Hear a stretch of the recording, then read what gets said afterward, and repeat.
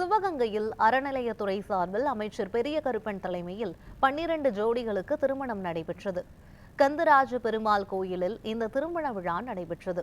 இதில் அறநிலையத்துறை சார்பில் திருமண தம்பதிகளுக்கு 4 கிராம் தாலி உள்பட 50,000 மதிப்பிலான சீர்வரிசைகள் வழங்கப்பட்டது. இதனையடுத்து பேசிய அவர், கடந்த 2 ஆண்டுகளில் 1100 தம்பதிகளுக்கு அரசு சார்பில் திருமணம் நடத்தி வைக்கப்பட்டதாக குறிப்பிட்டார்.